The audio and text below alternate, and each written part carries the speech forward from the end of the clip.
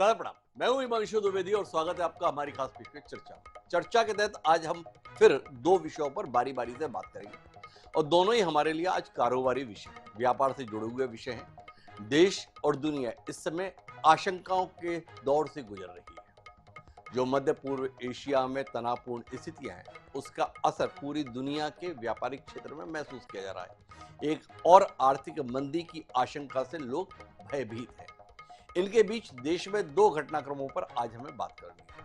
आज देश भर के जितने भी मेडिकल स्टोर्स थे वो बंद रहे। बंद रहने की वजह यह है कि जो तकनीक का नया दौर आया है, इसमें ई फार्मेसी एक नई चुनौती के तौर पर दवा कारोबारियों को महसूस हो रही है। जो परंपरागत रूप से मेडिकल शॉप चलाया करते थे, उन्हें लग रहा है कि आने वाला समय उनके लिए बहुत कठिन होने जा रहा है। तो ई कॉमर्स के संदर्भ में अपनी परेशानियों की ओर सरकार का ध्यान दिलाने, समाज का ध्यान दिलाने के लिए आज देश भर में मेडिकल कारोबार बंद है। इस पर हम बात करेंगे। और दूसरी बातचीत जो है वो हमारी रहेगी प्रधानमंत्री के एक सप्ताह पहले दिए गए बयान पर केंद्रित, जिसमें उन्होंने देशवासियों से एक साल तक सोना न खरीदने का आह्वान किया है। चांदी के संदर्भ में भी खरीदारी पर रोक लगाने की सरकार कोशिश कर रही है।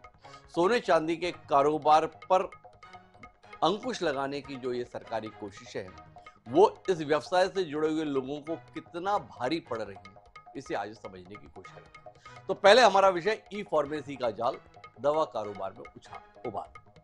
संदर्भ यह है कि कोविड काल में इस देश में घर पहुंच सेवा दवाइयों के मामले में सही मायने में अस्तित्व में है।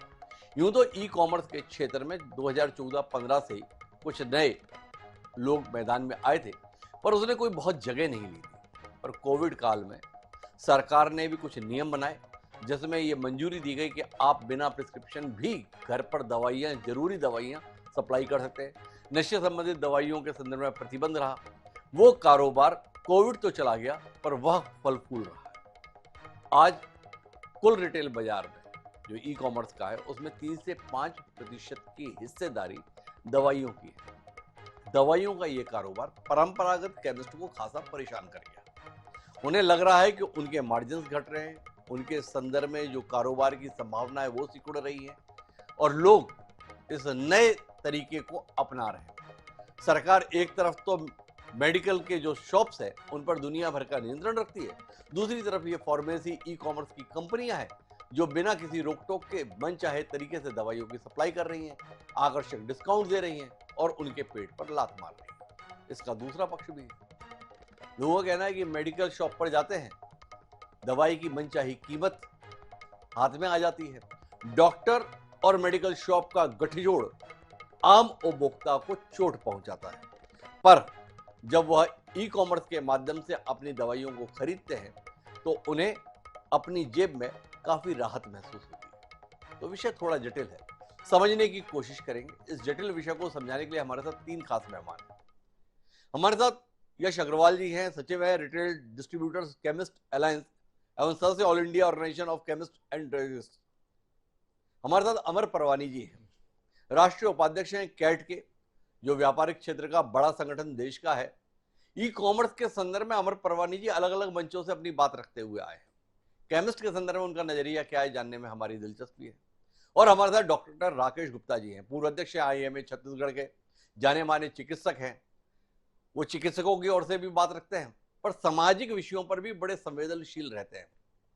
इस हड़ताल को वो कितना जायज और नाजायज मानते हैं, जानने में आज हमारी बड़ी दिलचस्पी है। तो आप तीनों का स्वागत है। चर्चा की शुरुआत यश अग्रवाल जी से ही करते हैं।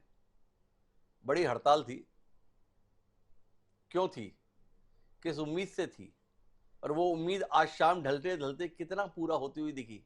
ये ऐसा तो नहीं कि पहले ही कारोबार चौपट हो रहा था, एक दिन का धंधा और चौपट करके बैठ गए? जो हड़ताल थी हमारी वो आज इसलिए थी कि सरकार हमारी सुने। जहां तक धंधे की बात है, धंधा तो सर चलता रहेगा, चलता रहा है, आगे भी चलेगा, कोई प्रॉब्लम नहीं। मगर जो मेन हमारा मुद्दा है, शायद लोग हम उससे भटक रहे हैं। मेन मुद्दा हमारा पेशेंट सिक्योरिटी को लेके भी है।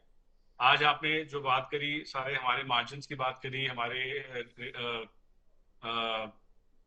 बिजनेस की बात करी, मगर सर ई फार्मेसीज पे पर्चा ऐसे बढ़ता है जैसे मूंगफली बट रही हो बाजार में। आप जाइए ई फार्मेसी में, दवा डालिए कि कौन सी दवा आपको चाहिए, आपको फोन आ जाएगा किसी ऑपरेटर का, आपका पर्चा बन जाएगा, आपको दवा आ जाएगी। तो हमारा ये कहने का भी तात्पर्य है कि सिर्फ इस तरीके दवा नहीं बेची जा सकती। दवाई इज कोई एक जनरल कमोडिटी नहीं है, जूता चप्पल नहीं है कि ज्यादा ले लिया, कम ले लिया, खराब ले लिया, फर्क नहीं पड़ता। दवा का मिसयूज होता है, बहुत भयंकर तरीके से मिसयूज होता है। शेड्यूल्स बने हुए हैं दवा के अंदर। शेड्यूल एच है, H1 है, एक्स है, साइकोट्रोपिक ड्रग्स है। साइकोट्रोपिक ड्रग्स सर आप ऑनलाइन मंगाइए, और डॉक्टर साहब हमारे साथ हैं, वो बताएंगे psychotropic drugs, simple psychotropic drugs को भी अगर आप अधिक मात्रा में ले लें तो आप वो कैसे जानलेवा हो सकती है। तो ये भी हमारा बहुत बड़ा मुद्दा है सर। पेशेंट सिक्योरिटी नहीं है आज की डेट में, हमारी आगे की नस्लें खराब होंगी। आज भी शायद हो रही हैं, हमें कितना उससे अवगत है नहीं है, बट आगे और भी होंगी। अच्छा यश जी, एक मिनट मैं समझना चाहूंगा, मतलब आज जो आपने हड़ताल की, आज आपने अपना कारोबार जो बंद रखा, वह अपने व्यापारिक चिंताओं के कारण नहीं रखा। आपने समाज के लिए बहुत चिंतित थे, आप पेशेंट्स के लिए बहुत चिंतित थे, उनका भविष्य खराब हो रहा है, इस चिंता ने आपको आज अपनी दुकानों का शटर बंद रखने के लिए बाध्य किया, ये बता रहे हैं आप हमें?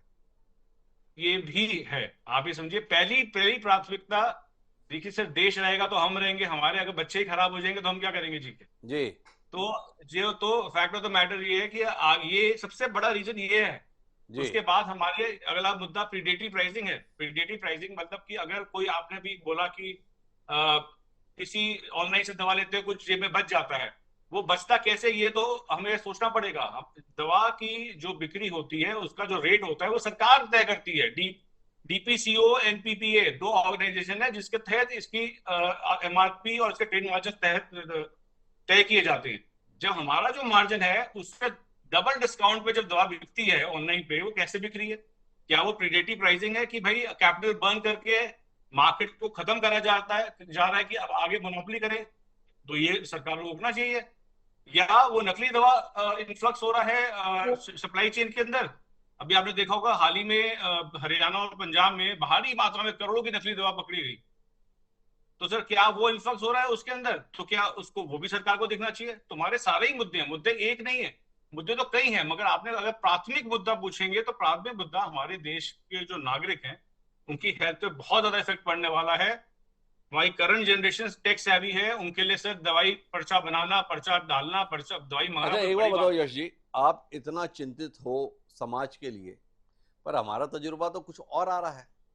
आजकल तो ये जो दवाई बनाने वाली कंपनियां ये डॉक्टर के पास जाती हैं और डॉक्टर से पूछती है कि कितने में दवाई आप बेचना चाहते हो, आप नाम बताओ, कीमत बताओ, स्ट्रिप उसकी बनाकर हम आपके ही काउंटर पे उपलब्ध करा देंगे। 100 रुपए की दवा 1000 रुपए में भी मिल सकती है। इस कहानी से आप अछूते तो नहीं होंगे यश जी, इसके संदर्भ में क्या कहते हैं? आपने बताया कि सरकार तय करती है कीमत, पर हमारी जानकारी तो ये बता दें, जितने बड़े हॉस्पिटल है वो अपनी कीमत खुद तय कर रहे हैं, अपनी दवाइयों के नाम खुद तय कर रहे हैं, और उसके आधार पर हमारा ठीक ठाक तरीके से निपटारा कर रहे हैं। हमारी जानकारी गलत है या आपका दावा गलत है? सर आपकी जानकारी पूरी तरीके से गलत नहीं है, और मेरा दावा भी पूरी तरह गलत नहीं है। एनपीपीए करके ऑर्गेनाइजेशन है, आप उसको सर्च कीजिए, मिनिस्ट्री ऑफ फार्मास्यूटिकल से गवर्नमेंट ऑफ इंडिया के अंडर आती है। जो कोर दवा होती है उनके रेट वो ही तय करते हैं सर। अगर कई ऐसी दवा होती है जो कोर जो दवा नहीं होती, बहुत जरूरी दवा नहीं होती, अगर वो एनपीपीए के बाहर है तो उसकी दवा अलाउड होती है कि कोई आदमी कैसे भी उसको प्राइस कर सकता है।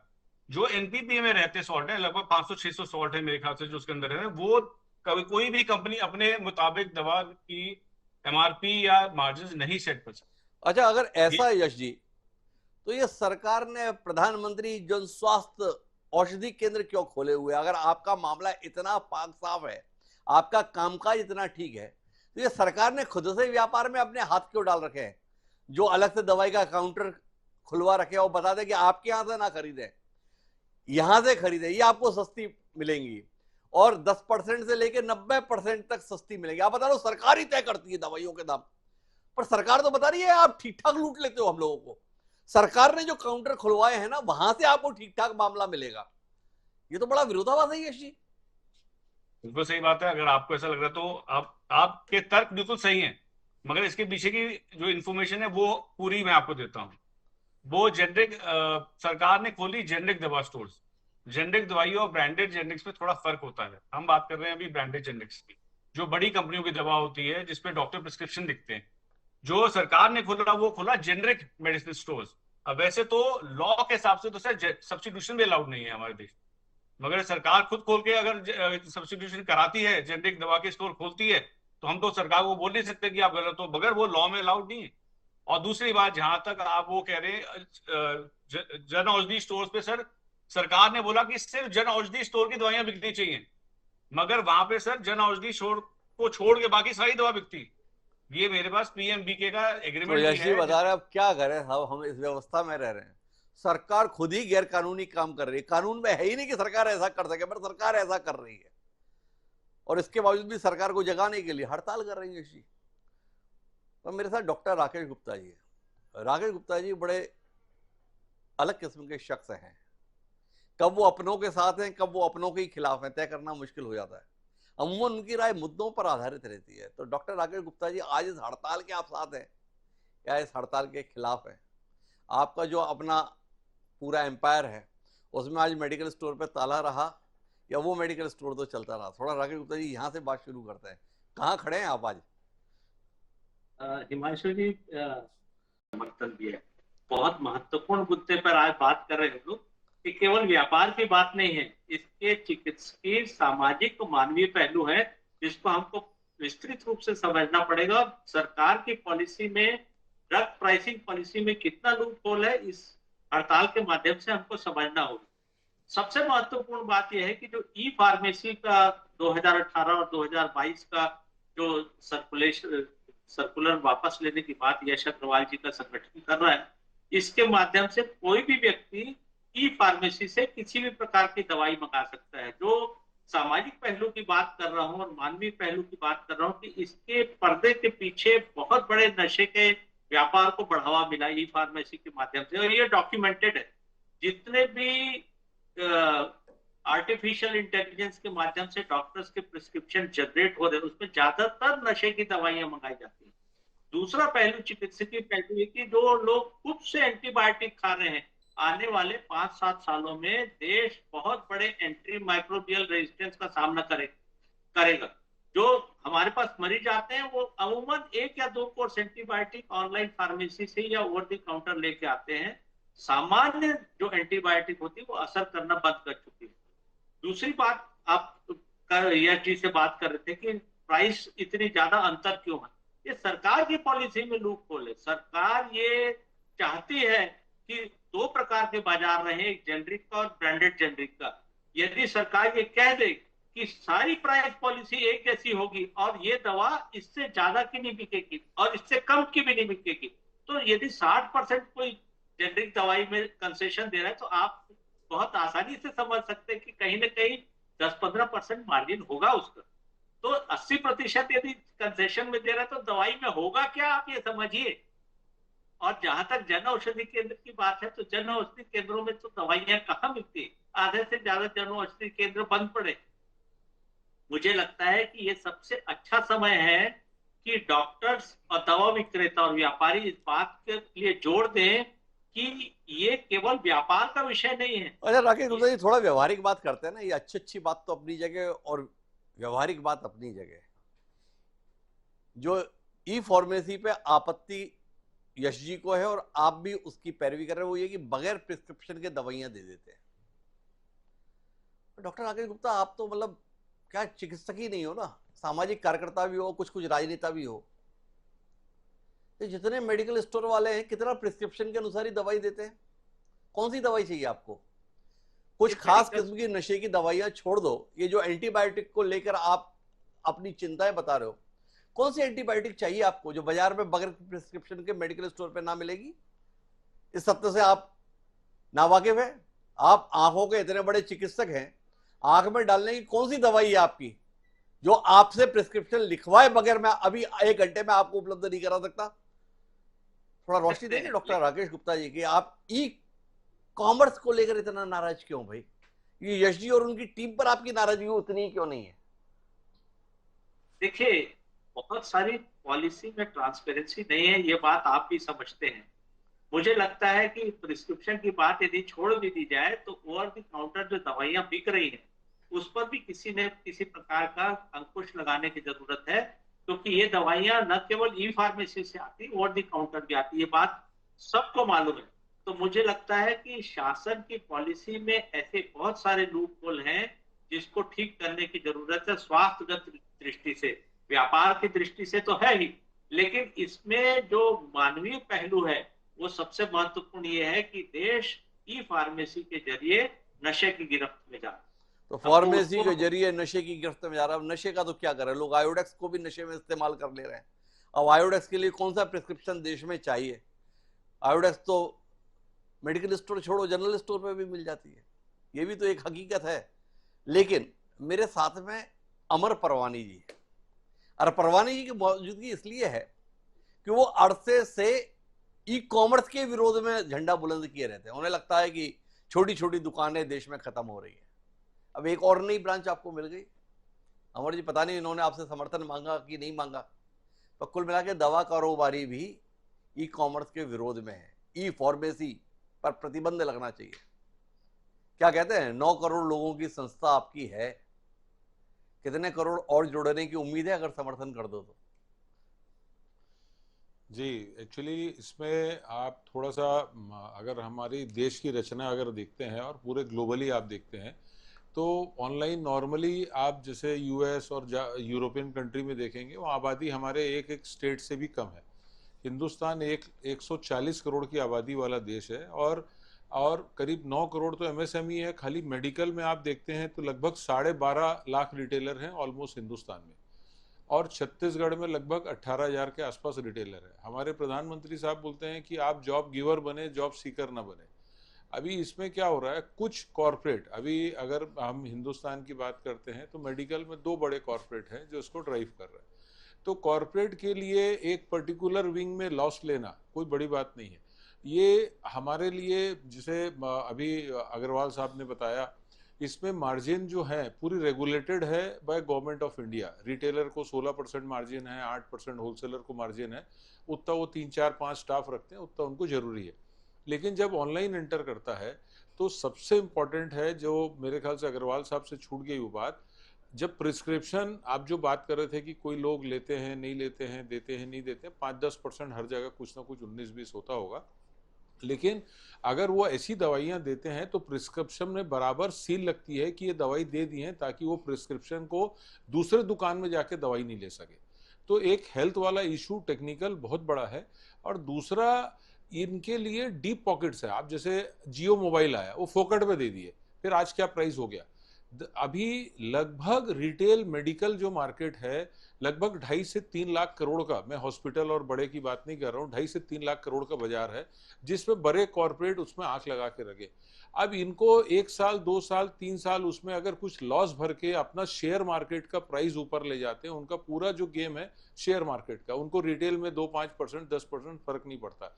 यहाँ रोजी रोटी का सवाल है, यहाँ एम्प्लॉयमेंट का सवाल है। और जिनको ये एम्प्लॉयमेंट दे रहे हैं वो कोई बहुत पढ़े लिखे लोग नहीं होते, 8वीं पास, 10वीं पास, 12वीं पास, फर्स्ट ईयर फेल, सेकंड, जिसको कहीं नौकरी नहीं मिलती, वो रिटेल दुकानों में काम करते हैं। तो ये बहुत बड़ा एम्प्लॉयमेंट का भी माध्यम है। सरकार को बैलेंस करना चाहिए। टेक्नोलॉजी जरूरी है, इम्पोर्टेंट है, ऑनलाइन डिलीवरी होना चाहिए। जैसे इनके ऊपर रेगुलेटरी है, वो फूड वाले, ड्रग कंट्रोलर वाले जाते हैं, चेक करते हैं, कुछ ना कुछ एक डर भय रहता है। वहाँ कोई डर भय नहीं है, क्योंकि ये मान के चलते हैं कि कॉर्पोरेट है तो गलती नहीं करेगा। जबकि आप देखेंगे जीएसटी और बाकी चीज़ों में बहुत सारे बड़े कॉर्पोरेट्स के हजारों करोड़ के चीज़ें निकल रही हैं। तो मैं समझता हूँ कि इसमें सरकार को बैलेंस करना चाहिए, ऑनलाइन और रिटेल दोनों को बैलेंस करना चाहिए। आने के समय में हम रिटेलरों को भी आह्वान करते हैं कि ऑनलाइन से जुड़ना चाहिए, आगे का बिजनेस वही है। लेकिन इसको अगर बैलेंस नहीं करेंगे तो ये होगा कि पूरा वो 2-3 कॉर्पोरेट में जैसे वर्ल्ड वाइड होते आ रहा है, वहाँ पे आबादी बहुत कम है। यहाँ पे आपको सबको रोजगार देना है और सबको सरकार अरे रोजगार सबको नहीं दे सकती। रोजगार तो देना है, वो तो ठीक है अमर भाई, पर थोड़ा ये तो बताओ कि आम आदमी की भी कुछ चिंता विंता आप करोगे, या व्यापारियों की चिंता में ही अपने जिंदगी लगा दोगे? नहीं, भाई बेहिसाब कीमत पर दवाइयां, जो पैरासीटामोल सामान्य तौर पर 1 रुपए की मिल सकती है, वो ब्रांड के हवाले से 10 रुपए की भी आपको पकड़ाई जा सकती है। और कई तो हमारे पास उदाहरण ऐसे हैं कि जो दवाई 50 रुपए में मिलती है उसकी 500 रुपए की भी बिलिंग कर दी जाती है। आपसे जानना ये चाहता हूं कि ई फार्मेसी को रेगुलेट करने की जरूरत है, या ई फार्मेसी को खत्म करने की जरूरत है? आज की हड़ताल का संदेश ऐसा लगता है कि केमिस्ट ये चाहते हैं कि ई फार्मेसी देश में प्रतिबंधित कर दी जाए। आप ई फार्मेसी को बंद कराना चाहेंगे या ई फार्मेसी कुछ नियंत्रण के साथ रहे, इसकी हिमायत करेंगे? मेरे ख्याल से अग्रवाल साहब भी वही बोल रहे हैं। जो कॉमर्स में जो ई फार्मेसी हो रही है, इसमें अगर प्रॉपर रेगुलेटरी बैठ जाती है, नियम कानून बैठ जाते हैं, तो मैं नहीं समझता कि फिर इक्वल लेवल का एक मतलब जो फाइट है वो इक्वल लेवल में आना चाहिए। अभी मैच इक्वल लेवल का नहीं है। इक्वल लेवल का नहीं है। अमर हाँ। परवानी जी का क्या? पर अमर परवानी जी दलील क्या दे रहे थे? सम्मानीय यश जी, 8वीं पास, 10वीं पास, बीए फेल, बीएससी फेल, उसे नौकरी नहीं मिलती है तो वो केमिस्ट की दुकान पे नौकरी कर लेता है और वो हमारे को दवाई देगा। तो आपसे जानना चाहता हूं कि भाई फार्मेसी के लाइसेंस के आधार पर आपको केमिस्ट की दुकान तो मिलती है, पर केमिस्ट की दुकान पे काम करने के लिए आपको बी फार्मेसी होना जरूरी नहीं है। उसके लिए 8वीं पास के व्यक्ति को भी नौकरी मिल जाती है, ऐसा हमको माननीय अमर परवानी जी बता रहे हैं। मैंने तो फिर जाके ई फार्मेसी में, एक मिनट यश जी से बात करने दो भाई। तो भाई आप बताओ, फिर ई फार्मेसी ज्यादा बेहतर नहीं है? 8वीं पास से दवाई खरीदे या ई फार्मेसी से ले? क्या कहते हो? एक तो यश जी आपसे ये समझना है और हमें तो दूसरी दुविधा के विषय पे जानना है। ई फार्मेसी से कम हमको पता तो होता है कि हमें दवाई क्या लेनी है। ये राकेश गुप्ता जी के सहयोगी जो पर्चा बनाकर देते हैं, उसे ये लिखते हैं और आप पढ़ते हैं। हम तो आज तक पढ़ने में सफल हुए नहीं, ऐसा दवाई का पर्चा बनाकर डॉक्टर देते हैं। इस खेल पर भी कुछ रोशनी मिले आपसे। सर मुझे लगता है बरवानी जी ने क्लैरिटी दी थी कि 8वीं फेल 10वीं फेल जो होते हैं वो रिटेल में काम करते हैं। Yes, उन्होंने बिल्कुल ठीक है। दवा की दुकान के बारे में स्पेसिफिकली नहीं बोला था, बात पूरे रिटेल की थी। Yes. दूसरी जहां तक बात है कि हर रिटेल दुकान पे फार्मासिस्ट तो सर मैंडेटरी होता ही है, वरना उसको तो लाइसेंस मिलता ही नहीं है। तो फार्मासिस्ट ही आपको बेसिकली डील करता है, ठीक है ना। अगर फॉर एग्जाम्पल आप डॉक्टर साहब में जाते हैं, एक तो डॉक्टर साहब के साथ में कंपाउंडर भी नहीं होता नहीं है। नहीं यश जी, इतनी आसानी से आगे मत बढ़ जाओ, अभी रोकूंगा मैं आपको। लाइसेंस जो है वो फार्मासिस्ट पर मिलता है, पर वो फार्मासिस्ट दुकान पर बैठा हो ऐसा बहुत कम मिलता है। वो छिंदवाड़ा में वो बच्चों को सिरप दे दिया गया था, कितने 10 12 15 बच्चे मरे। वो डॉक्टर साहब की बीवी के नाम पर लाइसेंस था, पर चला कोई और रहा था। क्या कहते हो ये? तो जी इस तर्क के हिसाब से तो अगर कुछ गलत काम हो रहा है तो हमें क्या मार्केट पूरी खोल देनी चाहिए, सब गलत काम करो? अगर कोई गलत काम हो रहा है उसको रोका जाएगा, उसको सुधारा जाएगा, या पूरी मार्केट ओपन कर दी जाएगी कि भाई वैसे ही पर्चे पे दवा नहीं बिकती तो पर्चा चाहिए ही नहीं होना चाहिए डॉक्टर पे। डॉक्टर की पर्ची की जरूरत क्या है? आप सब दवाई प्रिस्क्रिप्शन रखो, ओटीसी बना दो फिर तो, कि भाई जाओ जो मर्जी ले लो, जाओ गूगल करो, चैट जीपीटी से देखो देखो मुझे कैंसर हो गया, मैं कैंसर की कौन सी दवा लूं, और जाओ और लेके खा लो।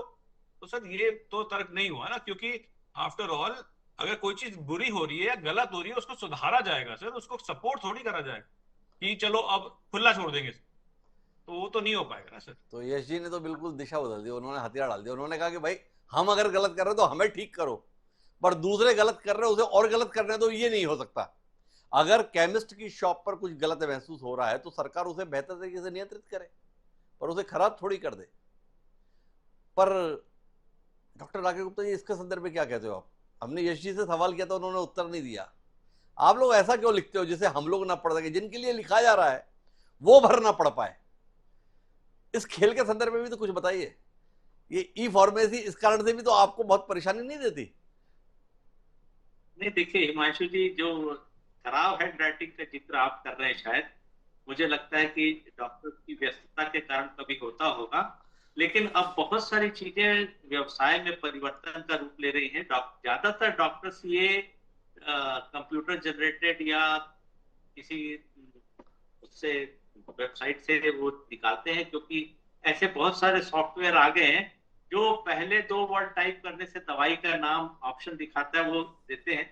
मुझे लगता है कि बहुत सारे चेंज यंग डॉक्टर्स में आ रहे हैं, मेरी जनरेशन में तो अभी नहीं है, यंग डॉक्टर्स में आने लगे, वो कंप्यूटर जनरेटेड पर्चा देते हैं। तो मुझे लगता है कि फार्मासिस्ट और दवा व्यवसायी के लिए थोड़ा चेंज तो है ही, लेकिन एक प्रकार की दवाई लिखी जाने की बात आपने इंगित की है कि एक प्रकार की दवाई, एक प्रकार की इंडस्ट्री की दवाई लिखते हैं, वो मुझे लगता है अनएथिकल है।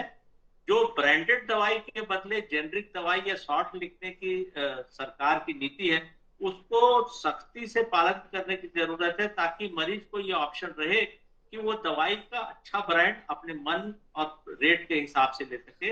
मुझे लगता है कि इस हड़ताल ने इस बहस को जन्म दिया है कि सरकार को अपनी दवा, प्रिस्क्रिप्शन और कॉमर्स की नीति को आमूलचूल परिवर्तन करने की जरूरत है। इसमें सबसे महत्वपूर्ण ये है कि ड्रग पॉलिसी को देखा जाए, फॉर्मुलेशन को देखा जाए और कॉम्बिनेशन ड्रग से जो मार्केट अटा पड़ा है अनएथिकल से, उसको भी ठीक किए जाने अरे की यश जी, एक सवाल और करता हूं आपसे। आपको असल चुनौती एज अ केमिस्ट ये ई फार्मेसी से है, ये डॉक्टर स्वयं दवाइयों के कारोबार करने लगे हैं इससे है। आजकल देखता हूं जितने भी डॉक्टर हैं वो चैम्बर भले ही 400 फुट का बनाए, उसमें 40 फुट की अपनी दुकान जरूर दवाइयों की खोलकर रखते हैं। इसके संदर्भ में आपका क्या कहना है? डॉक्टर से काम नहीं चलता। डॉक्टर जब तक खुद दवाई ना बेचे तब तक असल मुनाफा या समाज सेवा नहीं होती। यस पर कुछ यश जी आपका नजरिया है, ये आपके लिए ज्यादा बड़ी चुनौती है या ई फार्मेसी आपके लिए ज्यादा बड़ी चुनौती है? सर, कोविड के बाद तो ऐसा लग रहा है कि हर आदमी को दवाई की, अगर डॉक्टर ही दवा बेचेंगे तो फार्मासिस्ट क्या करेगा? तो डॉक्टर का काम है प्रिस्क्रिप्शन जनरेट करना, मरीज को देखना और मरीज की बीमारी के हिसाब से दवा लिखना, और फार्मासिस्ट का काम है सिर्फ प्रिस्क्रिप्शन को डिस्पेंस करना। तो मुझे ऐसा लगता है कि जो डॉक्टर्स करते हैं ठीक है, बट ये है कि अगर सब कुछ डॉक्टर नहीं कर लेंगे तो सिर्फ फार्मेसी की जरूरत क्या है फिर? नहीं, लेकिन आपने मुझे बताया नहीं कि ज्यादा बड़ी चुनौती क्या है, डॉक्टरों का फार्मासिस्ट हो जाना या ई फार्मेसी का मैदान में आना? किसे ज्यादा आप व्यवहारिक रूप से चुनौती के तौर पर देख पा रहे हो? मैंने आपको कहा ना कि कोविड के बाद तो सभी चुनौतियां हैं, सभी दवा बेचने में लगे हैं, तो ई फार्मेसी भी उतनी बड़ी चुनौती है जितनी बड़ा चुनौती डॉक्टर का दवा बेचना है। डॉक्टर का दवा बेचना भी चुनौती है। तो अमर जी, कुछ इसके संदर्भ में भी आपकी आखिरी टिप्पणी। ये डॉक्टरों को फार्मासिस्ट होने का जो शौक चल रहा है और इसलिए दवाइयों की कीमतों में जबरदस्त उछाल आया है, क्योंकि जो अच्छे डॉक्टर हैं वो अब किसी और की दवाई लिखना नहीं चाहते। बोले अपने ही नाम से दवाई बनाओ, अपना रेट लिखाओ और उससे ढंग से पैसा कमाओ, कंसल्टेंसी भले ही फ्री कर दो, मुनाफा तो दवाइयों की कीमत से ही वसूल हो जाएगा। क्या कहते हैं? देखिए, इसमें जो मेरे ख्याल से डॉक्टर साहब ने बोला या अग्रवाल साहब ने बोला है, जो आप रख रहे हैं, ये एक आज 75 साल हो गए हिंदुस्तान को आज़ाद किए, बहुत सारे चर्निंग पॉइंट हैं जो रूल्स रेगुलेशंस में। इसमें ये भी एक आज ये बंद से एक निकल के आ रहा है पॉइंट, क्योंकि जैसे अग्रवाल साहब ने बताया 500-600 दवाई है जिसमें प्राइस रेगुलेटेड है, लेकिन 500-600 के अलावा जो दवाई है उसमें जो आप बात रखना चाह रहे हैं, मैं समझता हूँ कि वहाँ पे 100 रुपए के सामान को 800-800, 900 रुपए के रेट में हॉस्पिटल में बेचा जा रहा है। मेरे ख्याल से डॉक्टर साहब भी सहमत होंगे, अग्रवाल साहब भी सहमत होंगे। ऐसी कोई दवाई नहीं होनी चाहिए जो रेगुलेशन में नहीं आनी चाहिए।